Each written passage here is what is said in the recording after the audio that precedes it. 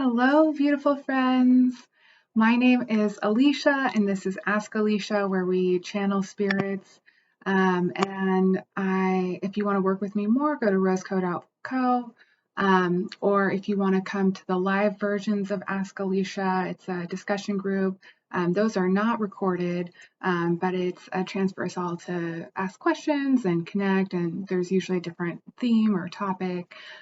Those are on third Wednesdays from 6 to 7 p.m. Pacific time. And you can go, we'll just go to roseco.co as well, and it'll shoot you over to Calendly, and you can book there.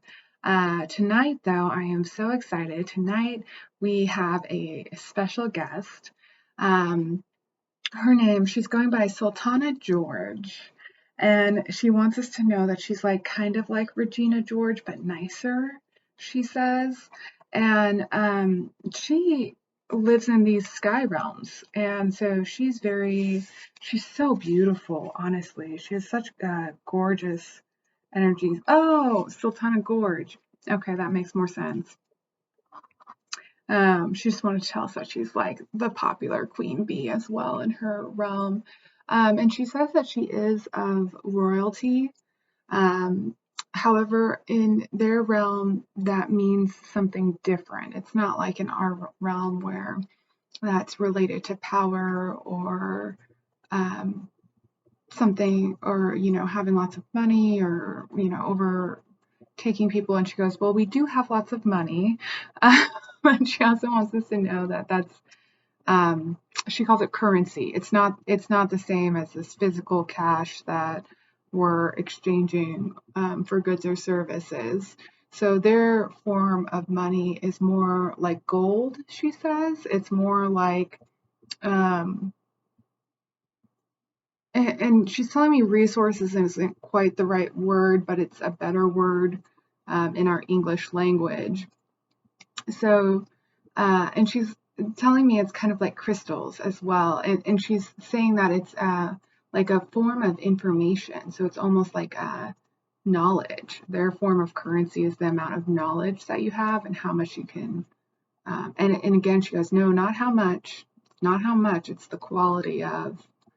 And so she's showing me and I'm just going to tell you what it looks like. It certainly is just a human depiction of their realm. But she shows me like a cloud, and they live on top of the cloud. She goes, almost like what you would think Mount Olympus. But she goes, it's not the same. But if you read those Greek myths, it's similar. And she is saying that it's what it was written after, however. But she goes that apparently, the interpretation wasn't quite right, and that she says there was a mix-up um, that the clouds in the sky with Mount Olympus is where she lives, and she goes, it's not called that. We named it that. And that's where we had it wrong, because she says the gods, they are real, but they live somewhere else. And she uses that term with a grain of salt, gods, because she wants us to know that there's like, and even as I'm saying this, she wants me to predicate it with that. This is not the correct term in her culture, in her language, but it's the best term we have in ours. She says that there's layers of knowing, and there's layers of frequency, and she tells me almost like a rainbow. And she's speaking very specifically to how, in a rainbow, the red color would be on the far left of the arc, right? It's on the outer edge. It's not necessarily higher, even though if you were looking at it compared to the earth, the red would be the highest color and violet would be the lowest. She goes, it's more inner and outer.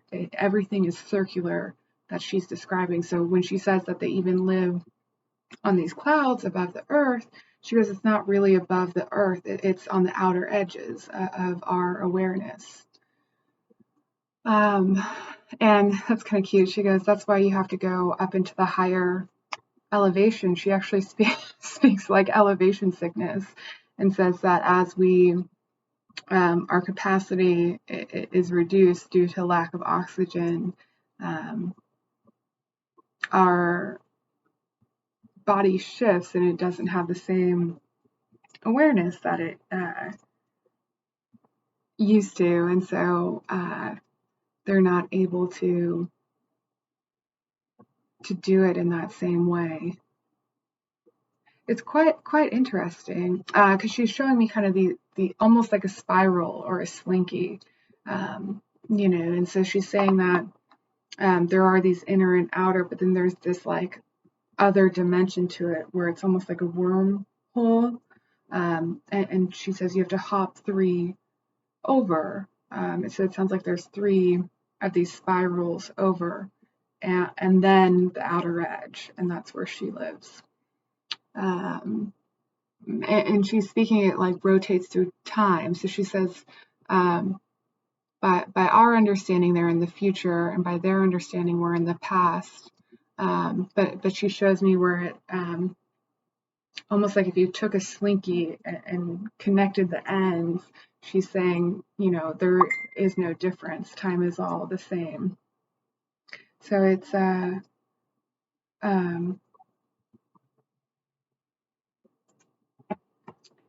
different dynamic. Just one second, I have to answer this.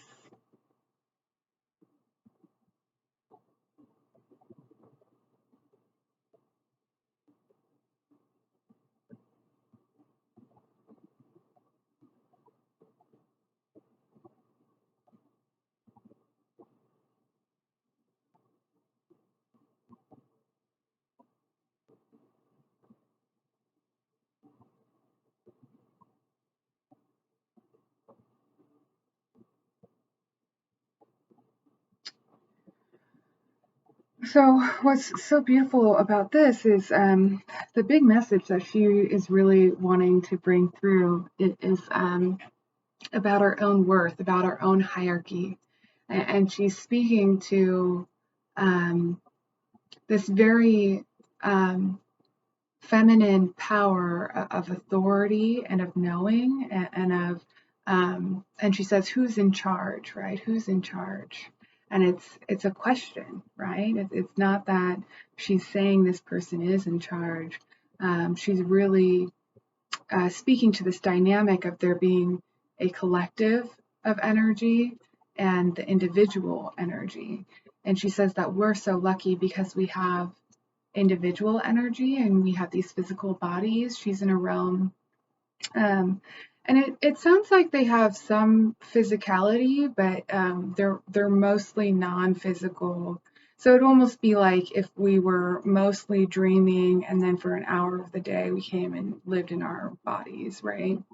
So her dynamic is different.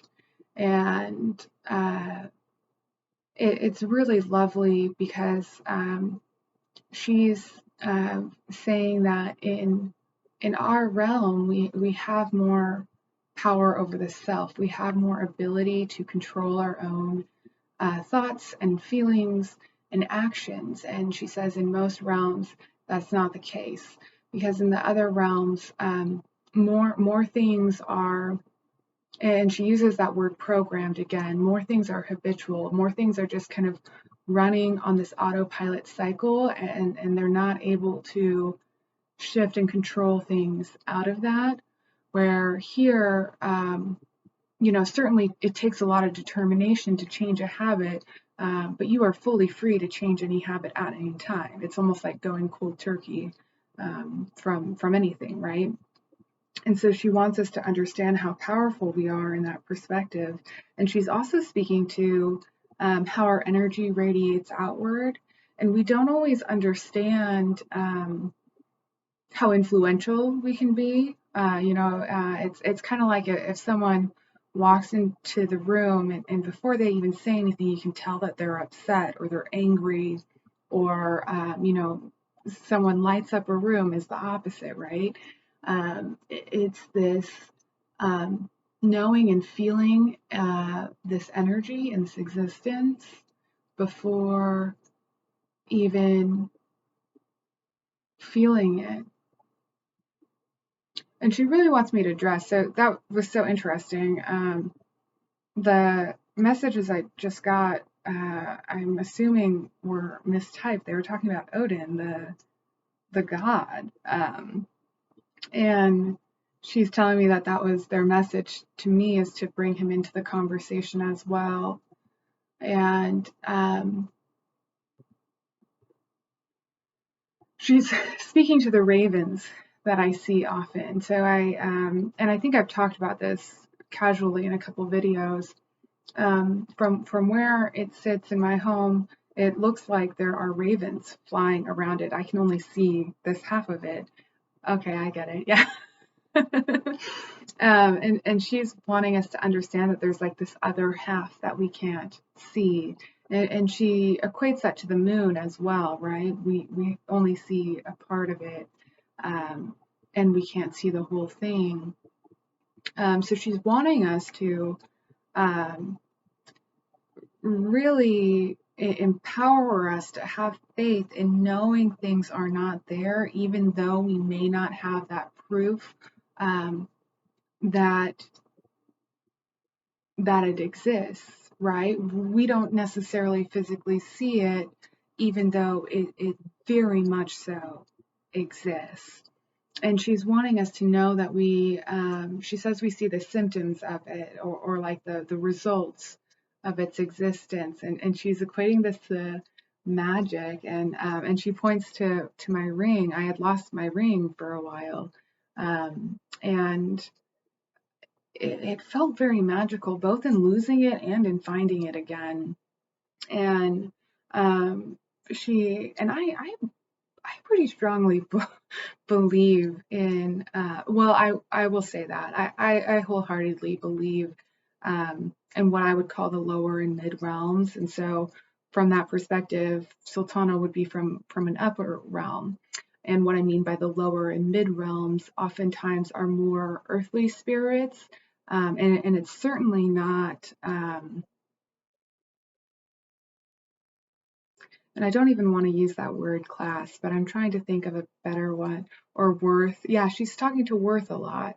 Um, so she's really saying that it's almost like if someone were to live in, not someone, if a fish lives in the ocean, that is no less than a bird that lives in a tree, right? They live in very different realms.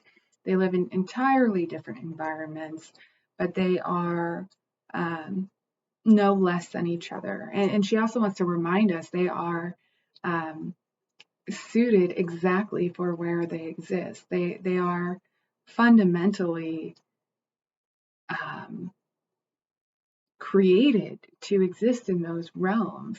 And she's speaking to kind of this, to almost like the birthing process, and not necessarily the birthing process, but from when we go from being souls into the physical realm. And so she says that oftentimes we are creating our body, we're creating what we want to look like, and then the environment forms around that. And she wants to remind us too, in terms of that manifestation, that's exactly what's occurring, right?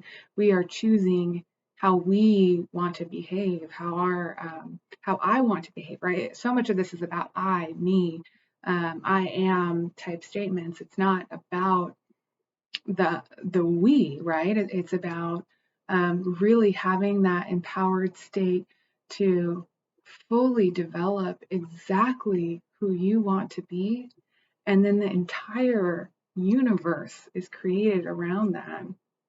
And that's where she wants us to understand kind of the cyclical nature. She's speaking to the inherent connection of every living being, every living cell, every unliving cell, any gap in space, every piece of nothingness, every nothing that doesn't even exist. And it's so beautiful. And it just looks like rainbows over and over and over again. And it's like there's like little drops of light, and the mist is in the air, and then the rainbows are in these little water droplets that are so finite, And she's showing that each little drop of water that you go into has a whole entire realm within it, an entire universe. And she's giving us a metaphor to help us understand, just to kind of help wrap our minds around it, right? We talked about the fish and how they live in completely different realms. But she's also speaking to ants and about how, to a human, an ant is so tiny, and vice versa, right? To an ant, we're so large, right? You can only imagine what a blue whale would be next to either of us. And she's speaking to, and you can think of a rock as well, right? There are these life forms that exist that have entirely different ways of living, different forms of reality, holistically, right? Especially, um, I mean, I don't even know if ants breathe, but rocks certainly don't. And she's even correcting me. She's saying that they breathe in a different way. And so she's saying they have this energetic rhythm to them. And she's saying that that same rhythm is what our breath attunes to when we're in that autonomic state. And so it's really important to understand that, to have respect for all life forms, and to have respect for all who exist, and all those who don't exist as well, right? Um, because she's even speaking to like the table and the couch and certainly the plant. But some of these items that we don't necessarily think usually as living, she says that they are inherently alive by existing, right? It's a different definition in her realm, in her culture, of what it means to be alive. And this is so imperative, because when we start to um, think about, not only ourselves and all the other humans, but all the other species that live on Earth, whether fish or birds or squirrels or ants. And she's really speaking to this symbiosis that certainly, and she loves the ants so much because they have this community effort. Many ants are working towards one community goal repeatedly, and that's how they live in their societies. And so she's speaking to the fact that they also require um, this symbiosis with the other animals that live around them, right? And it's almost like if you were to get a cut, like a paper cut or something, or just a minor cut, and you want to, clean it and keep it fresh, and, maybe bandage it depending on how bad it is. But she's kind of speaking to like, if you don't take care of it, it can get infected, it can have more problems, and those can get very, very significant eventually. But it's important to, and she says, keep the peace. It's important to keep the peace, but what she means by that is to, she's saying, don't rock the boat. But there, I want the intricacies here to come into play, because she's speaking how important it is for humans, us. I'm assuming most of the audience hearing this is people like me, but even if you're not, there's got to be a reason you're hearing this. And she's speaking to the human role as really creating change. She says we're the change makers, and that's why it's so important for us to have this utmost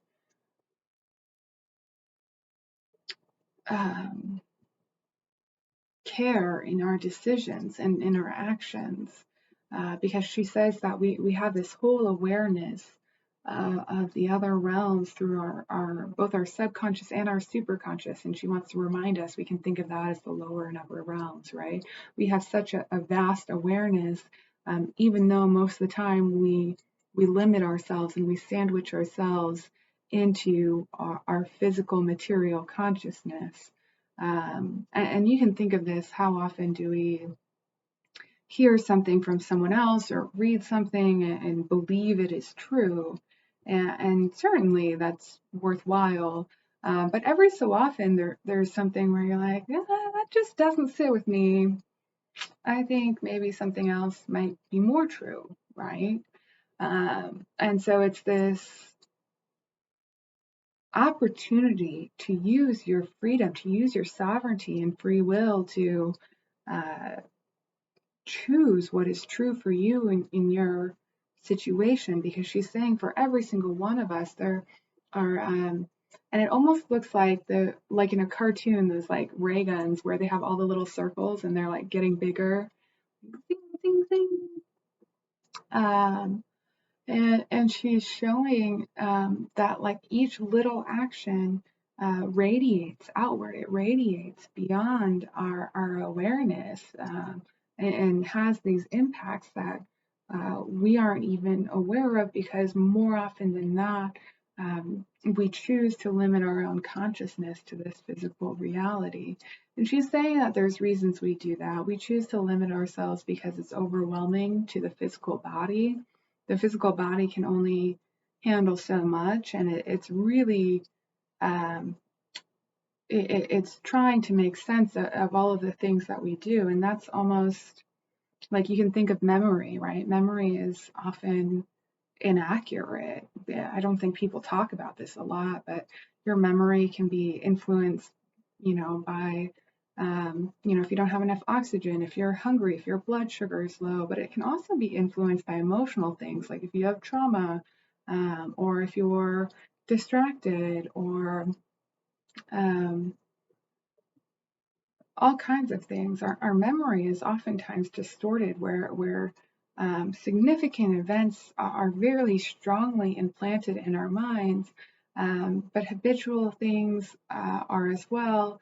However, things that are seemingly insignificant don't always rise to our long-term memory, right? So if I asked you what you had for breakfast 10 years ago, the only way you're going to know is if you eat breakfast the same thing every single day, right?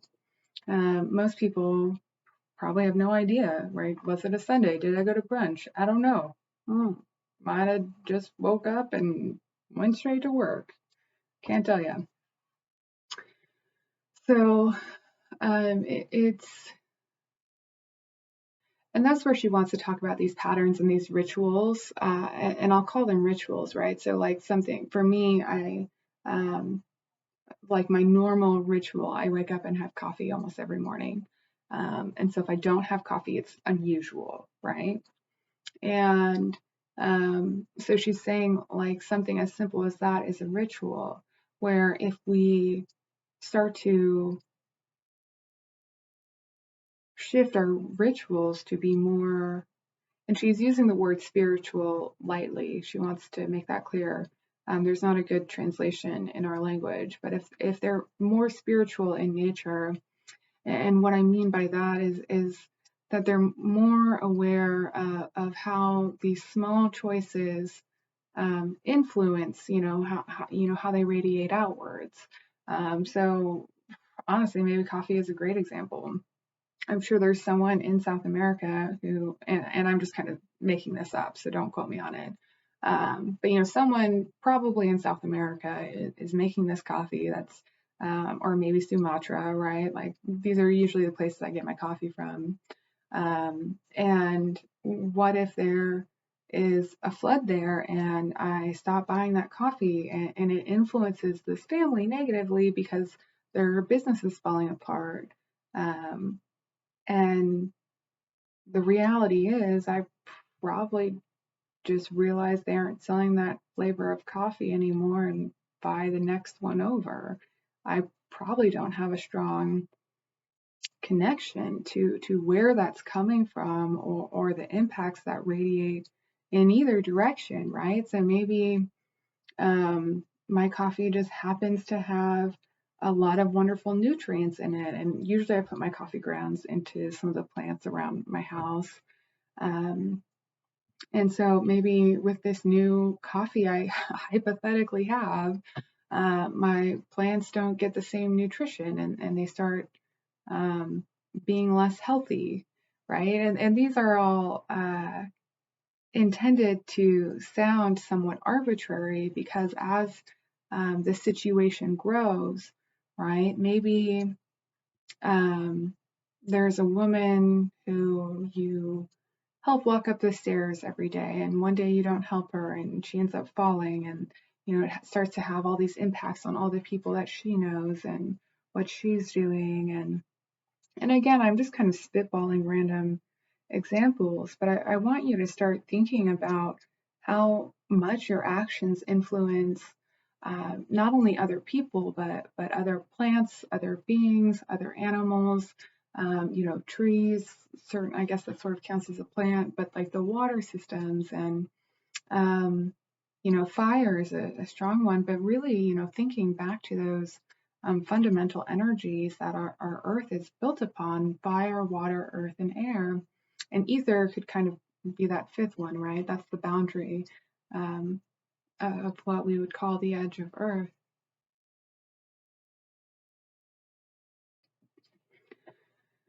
So the lesson here is to certainly be aware of how your actions are influencing others, even in your smallest circles, and just to have um, th- thought and care that you are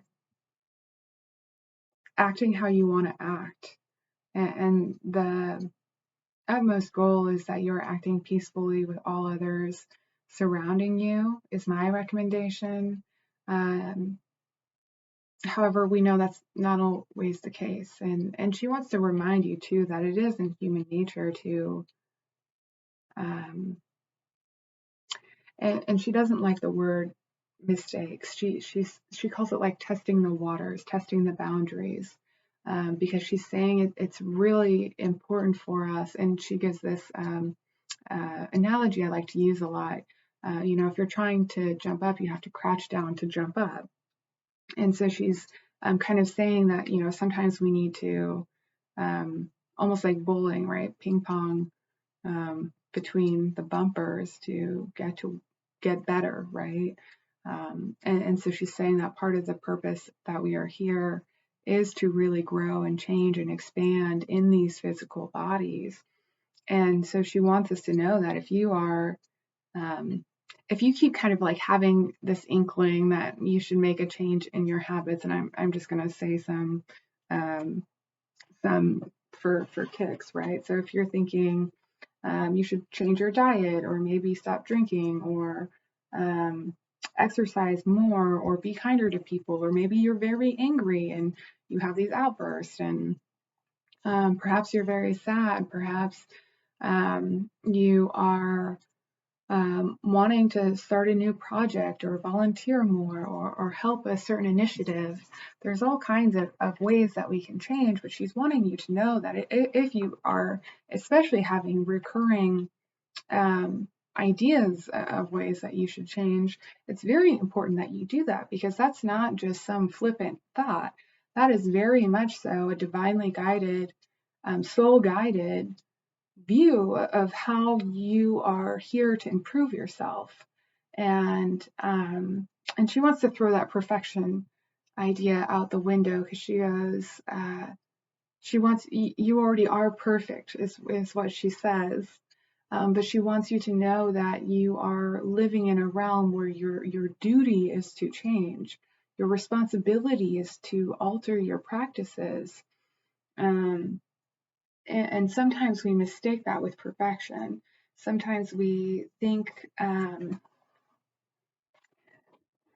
she just wants you to have this ability to, because she says you're never going to fully get it until you're out of this realm, and she says that you can do that temporarily through dream states or psilocybins, or things like that. But she is saying that's really not necessary.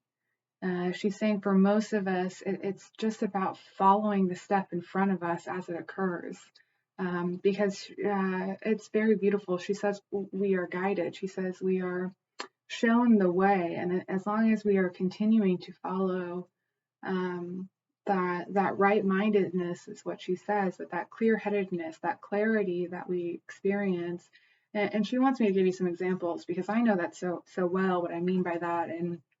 And please do know that we have so many different definitions in English, and especially if this is translated for you. Um, Seek out the meaning in what I'm saying, right? Don't worry too much about the individual words because sometimes these translations are not exact. But the meaning that's really coming behind this is that um, there is this still, quiet voice inside, and it's not always a voice. Sometimes they're thoughts, sometimes they're smells. It can be any sense that you have, but you have this information that comes to you in the most quiet, innate, natural way. And most often it comes through desires, right? I really feel like doing this, or I think that would be a good idea. And she wants you to know that those ideas are good and that that's what you should be doing. You should be following those good ideas. So the beauty behind this is that um, that you have the reins, you have the control, you have the ability to make these changes. And maybe it's not even changing, right? If you're already on the path, if you're already doing this, bravo, go get them. You are on your way, right? So um, know that there's so much noise in our realm, and not all messages are for all people. And so it's really about leaning into what are you supposed to hear, and what is yours, and what is not, right? Because it's about having this grace, because oftentimes something that comes into our realm is kind of just almost like a pinball machine. It's just bouncing off of us, right? So it can get to where it's actually supposed to be. It really has nothing to do with us. So if you're someone who feels like every single thing is yours, let me tell you, it is not. I want you to have stronger boundaries. I want you to let other people take care of their stuff. I want you to focus on your stuff because your stuff is easy for you, right? And I always like to think, and there's a few that I love, right? Um, but a lot of these um, people who are very prominent in our society, uh, when you ask them what they were like as a kid, they were doing these same things when they were a kid, right? They have this innate desire to be who they are. And that is a fundamental reality of being a human. You naturally have this desire to just be who you are. And it's really special because when you are in this flow, when you are in this right-mindedness and you're following that action as it comes to you, when the timing is right, and this will all happen naturally. You don't have to sit there and focus on it. You get an idea and the opportunity arises, the door opens. Yes, I'm going to follow. I want you to empower yourself with that. Most of life, if you are living it right, is wandering around saying yes to different opportunities. Yes, please. Yes, please. Yes, please. And it's important to say no to the opportunities that are not right for you, to say no to the things that are distractions, to have those boundaries. But it's even more important to say yes when the timing requires you to say yes, right? It's so beautiful. It's such a lovely opportunity that we have here. Um, and it is time to draw a card. Okay, thank you. Oh gosh. This is exactly what I was saying. Okay, so this is the Divine Feminine Oracle Guidebook. There's a bunch of cards, but this is just the book by Megan Watterson. And I just flipped to a random page, and you're welcome to see. This is the front of it. I'm trying to put it into the light there. Get my finger out of the way. And so this is and she wants me to tell you too before I read this that this is a beautiful example of right-mindedness, of right timing, of absolute perfection in her definition. Because and she's equating that to synchronicity, right? Perfection is synchronicity. So the sentence that I came to is that she reminds you that you have an innate power to know instinctively what's best for you now. And I want to just pull out some of these words to you, right? You're reminded. You already know this. You're just being reminded of this. And you have an innate power. You are powerful. And this power is natural. This is not something you have to earn. This is not something you have to work hard at. This is not something you have to go do. This is an innate power that naturally exists within you. To know instinctively, and again, instinctively, that's your intuition. That's natural. What's best for you now. Now is the time. Now is when you hear the message, when it is important, when it's imperative for you to act. Now is when you hear that intuition. And it is always what is best for you. Every single time it is what is best for you, because it is just another part of you that is giving you this guidance, that is giving you this information.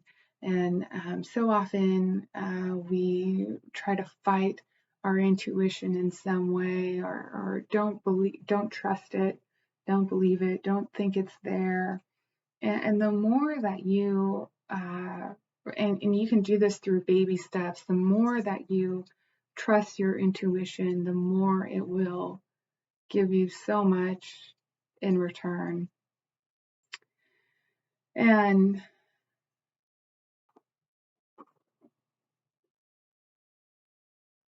you simply cannot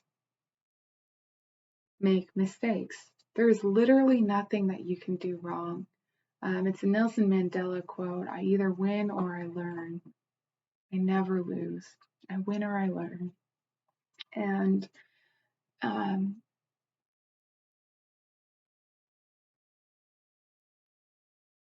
I want you to take those risks, because oftentimes your intuition, what's best for you, will require you to do something that is uncomfortable.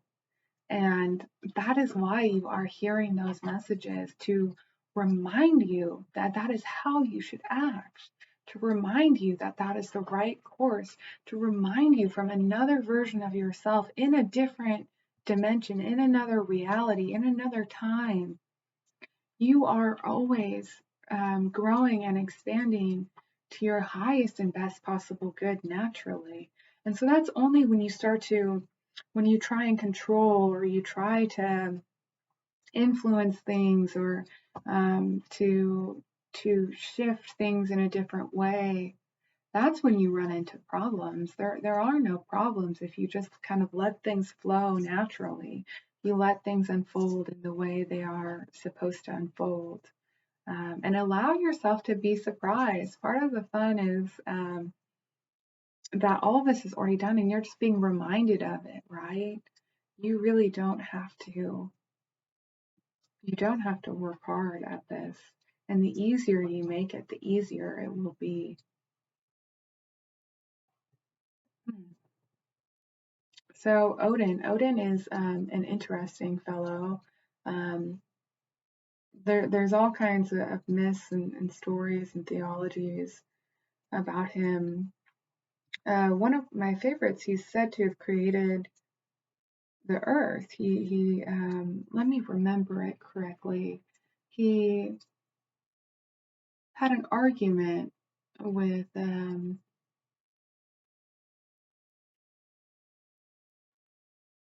who? He had an argument, and he created the earth so that it was over.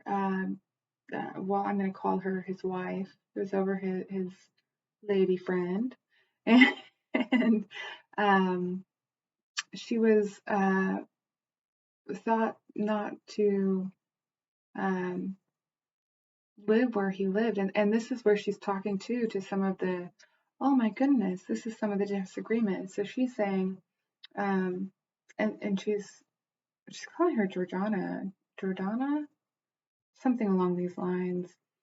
But she's saying that the woman lived in the cloud realms where she's from, and that Odin lived in this other place. And she's saying it's not even a place, because she's showing that like they they live energetically in all things, in all consciousness. It's more of a thing or an archetype. It's not necessarily someone in a physical body, and that but that's where the magic comes in. Where so Odin created this entire earth, this entire realm, so that he had a place where he and his wife could be together because they were unable to exist in other realms.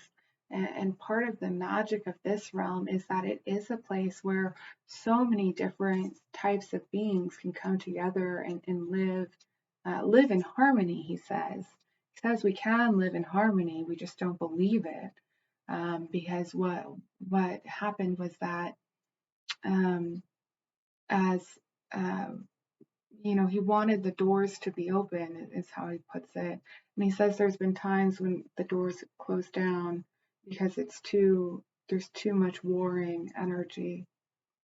But he wanted it to be open because he wanted um, other beings, other couples with the desire to love, to be able to come here and to love in the physical realm, to love so wholeheartedly.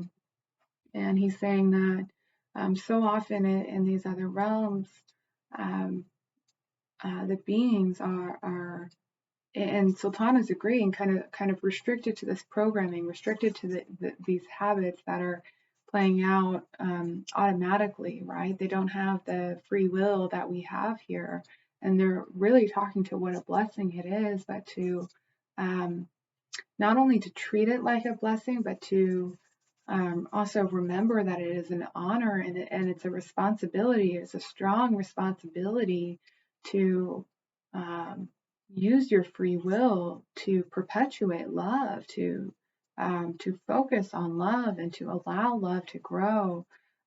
Because if we get distracted with this, and he calls it bickering, he's kind of snooting his nose at it. It's not important. It's irrelevant, and it's distracting. And it's so imperative that we continue to focus on our desires, to continue to focus on love. And he says that pleasure has been a word that's been misconstrued, especially in so many religious texts.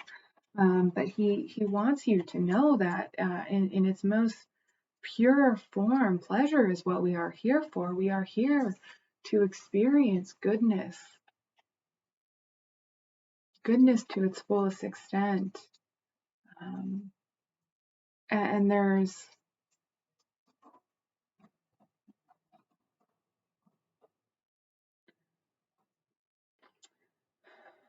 no reason why we can't.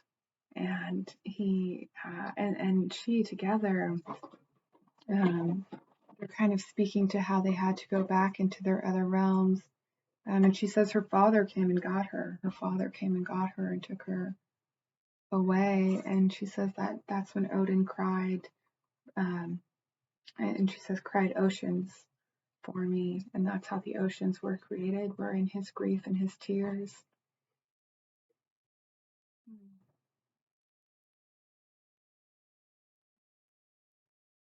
That's why, separation is such,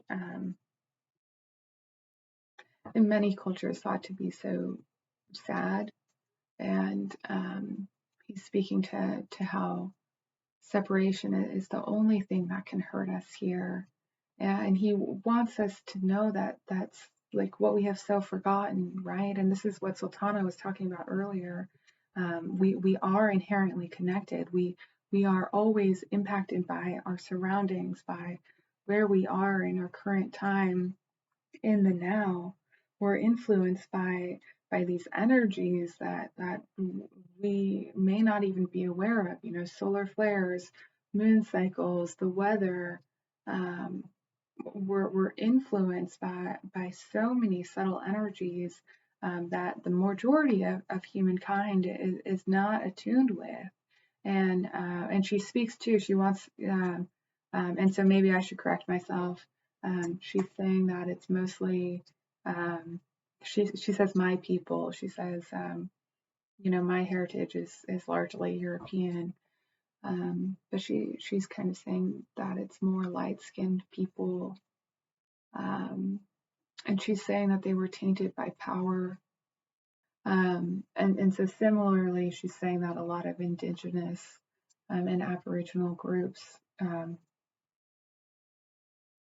remain with that knowledge. They remain connected.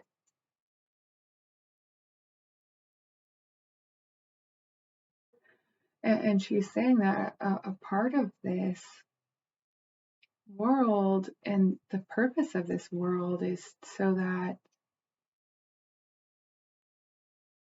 when there are disagreements, it's one of the few places beings can come and have discussions, to have diplomacy, to have and they have discussions in different ways.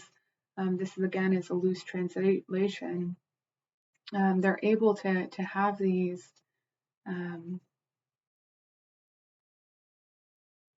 these discords resolved here, and simultaneously the risk is that they can be perpetuated, and that's why it's so important, as much as possible, whatever we can do in our daily decisions, in our decisions that seem so minute, to irradiate what we want to see in our environment, because she's speaking to this mirroring effect as well.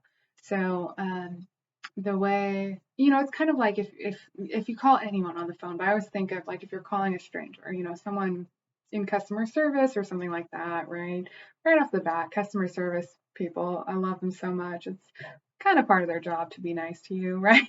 and, um, and so, if you're having an argument with a customer service person, it's really, when you're disrespectful, it's usually your own fault, right? Like, you're really being a Karen if you are having an argument with someone who is inherently trying to keep their cool in their role for work. And remember too, our society is so broken in terms of these ideals around income and work and things like that. And there's certainly so much room for improvement, especially with corporate structures. And it's just lost touch. It's lost touch with this connection that I'm speaking to so drastically, and that goes all the way into the military and the wars and um, the money as it exists in, at least in the United States, and elsewhere too. I don't want to say everywhere though. And two, so much know that I am trying to word these discussions around my own background and kind of stay in my own backyard, because your own backyard the best. It's not my position to tell you about your experience or your situation. So, and part of this broadening out, this whole discussion is about mirroring and about kind of how we create our environments. So basically what I was starting to say is that, if you show up with a bad attitude, if you show up like trying to start a fight, you're probably going to have a fight, right? But if you show up with genuine intentions to bring resolve in, you'll probably have this air of resolve.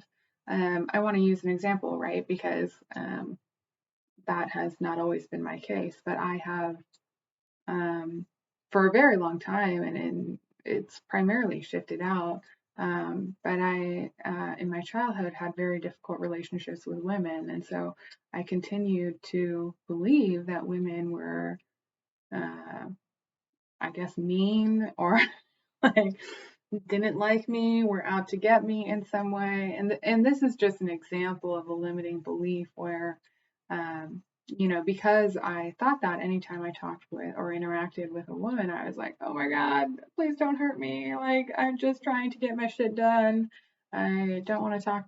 Like, yeah, that's how I felt. Like, I don't want to talk to you. I just don't want to talk to you. I want to stay away from you because you are dangerous.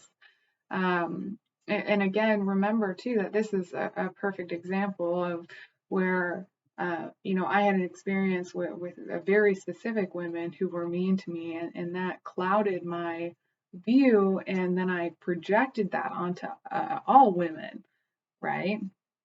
And so if you are aware of these beliefs that you have, these views that you have, these perspectives you have, use whatever word that you like for yourself. But do know that you are projecting that outward, right? So as soon as I was able, and you're going to put it into the context that's right for you, but as soon as I was able to say, okay, that was this person treated me badly in this situation many years ago, I'm going to not think that every other person is like that, because that's so short-sighted, right? To think that everyone is the same. And that's part of the magic here, is that there are these limitless possibilities. There are unlimited varieties of all the different ways that anything can go. And it's really special to have this opportunity to change your own views. And that is, I would say, honestly, so much of what this whole life is about. It's about kind of, as you're a kid, you develop these views based on your surroundings or based on the teachings, or even your bloodline. You can have things come through that maybe you're not even aware of, or are so ingrained in your family that you don't even realize it's a belief that you have, because it's so common to you. It's so common that you don't even realize that other people think differently or believe differently, or feel or have different practices. And um, yeah, I'm reminded, I think it was in like the 50s, they didn't believe that babies could feel. They used to, when they would do surgeries on babies, they would just give them a drug that paralyzed them. They wouldn't give them painkillers. And um, those are our own species, those are our own children that these doctors were doing that to. Or you think about like lobotomies and things like this. Part of the reason I bring these up are not to, well, I guess for two reasons. One, to really share with you that the way we treat each other is quite honestly our biggest, I would call it an issue, our biggest detriment, biggest downfall. Most people who are dying at the hands of others. They're not dying of natural causes or accidents. They're dying because other people are killing them in some way. And I'm using that very broadly, right? Maybe there's poison in the food or in the water, or wars or things like that. But there are our biggest enemy is ourselves. And the other side of that, I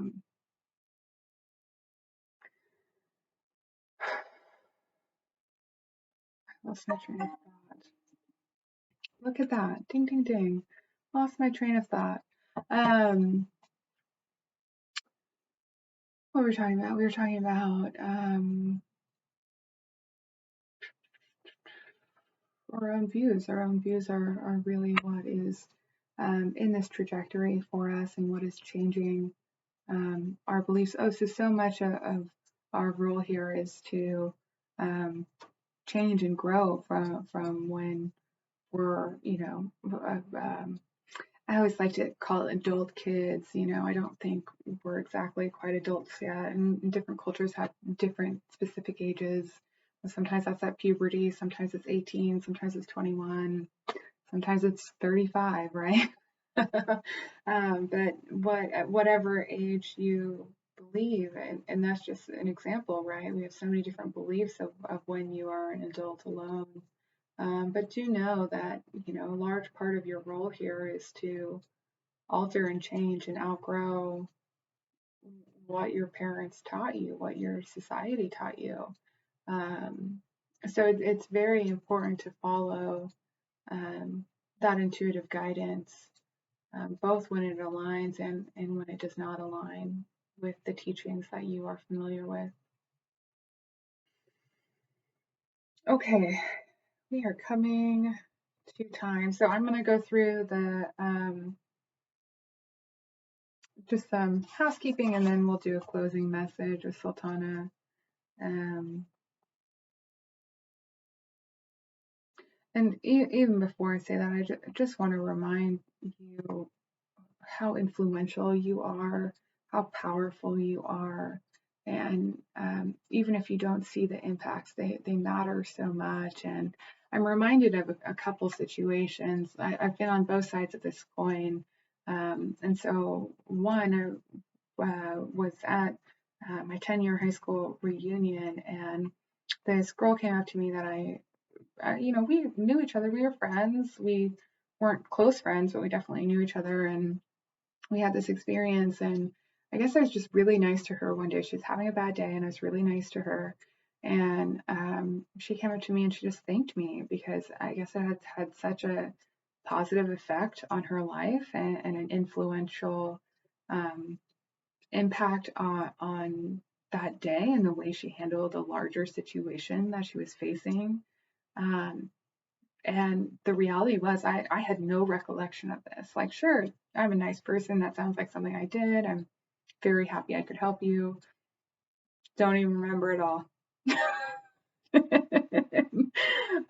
And so I want you to know that if you're walking around embodying this energy, more often than not, this stuff is not strongly impacting your own self, because this is just how you be, how you act, what you know to do.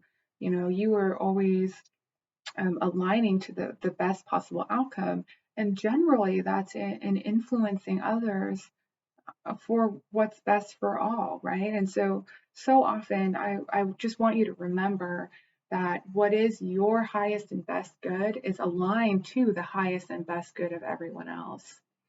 So then flip that coin around. I had a scenario. I was sitting in front of a Gandhi statue, and I was really just at a time in my life where there was so much change, and it was very confusing, and I was seeking clarity, and I genuinely was quite lost. And this random stranger, and I want you to, we talked about memory earlier, right? So sometimes these completely insignificant things have very strong influences on our lives and on our trajectories. So this complete stranger kind of yells at me across the way. We're maybe 10, 15 feet away, and I'm kind of gazing up at this Gandhi statue pensively, and he yells, "If you talk to him, he will listen." And I still tear up when I think of that, because I had always felt so much connection to this energy beyond me, beyond the physical realm, beyond what I could see and know. And I still remember, like, even as a child, I would look up at the stars, and it felt like there was someone calling to me every single time. And and this random guy truly impacted the trajectory of my life, because that's really when I started talking openly with spirit, and it really beautifully opened up so many of my abilities through talking openly. And, before that, I would just sit in silence. Like that was the meditative practice that I had been taught, was to sit in silence.